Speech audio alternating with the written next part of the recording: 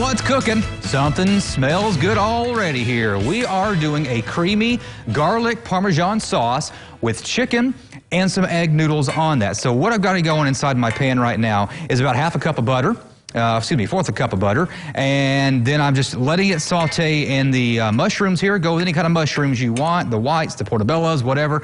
Give them a nice little chop, and the reason I'm doing it in the butter, just gives some more flavor, but you can do it in olive oil if you want. All you're doing here is just kind of giving a softening up of those noodles, not noodles, the mushrooms. All right, so let's take a rundown to kind of show you what we have ingredient-wise going in with this. We will start with the red pepper flakes, not required by any means. If you want some heat, that is where you're going to get your heat from, and I think that would add a really good flavor to that if you put some red pepper flakes in there. As for the chicken, went ahead and made this chicken last night, and it made it super, super easy. I just took a chicken breast, cut it up into small little pieces, powdered it in some flour, and I like a really good flour, a high-protein flour, a little salt and pepper, of course, give it some flavor there.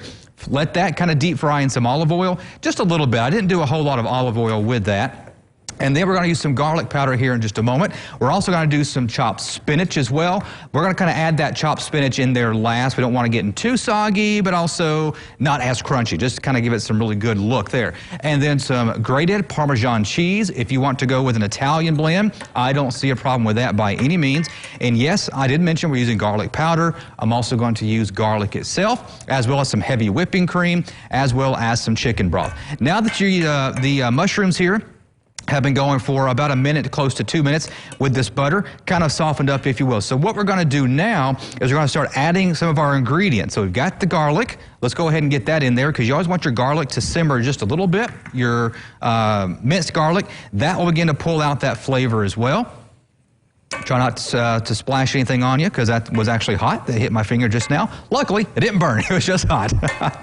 All right, so we're going to let that go for just a couple more seconds here. And then after we do that, we're going to start adding just all of our other ingredients. So when it comes to the chicken broth here, we're going to add about half a cup of chicken broth. So I've got my measuring cup out here, chicken broth.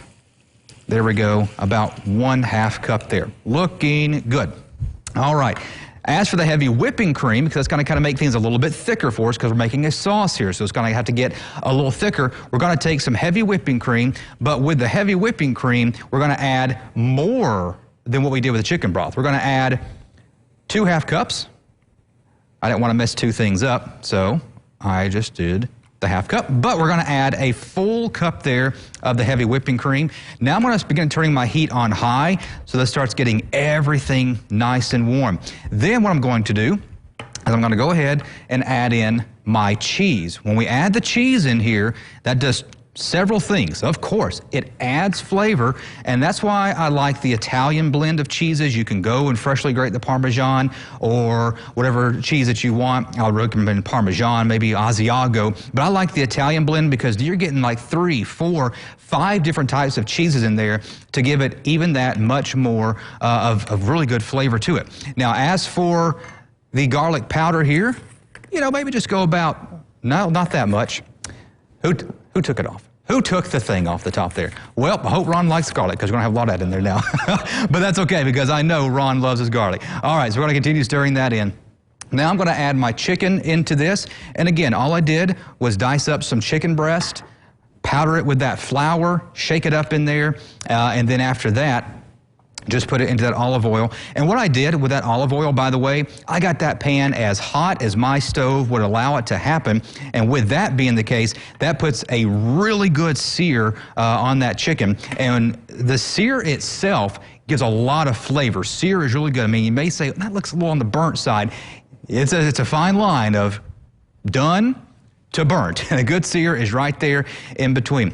Now, this is starting to simmer and boil just a little bit. To thicken it some more, I'm going to begin to add a little bit more flour in here. Just do a little bit of flour at a time because it all depends on how much broth you add, how much of the heavy whipping cream you added, that it can get thick pretty fast. So if you add too much, then you kind of start getting that flour, maybe a little bit of grainy flavor to it, and you don't want that. I guess cornstarch could be a substitute with this actually, but I went with flour on this one instead. This is starting to get really thick, so I'm going to begin to make a little bit more of a mess. And I've already got my noodles done over here. So as we continue to stir, almost done here. So what we're going to do, I'm going to let this simmer and thicken just a little bit more just in time for Ron, and top it off with the spinach, and we'll show you the complete product in just a couple of minutes.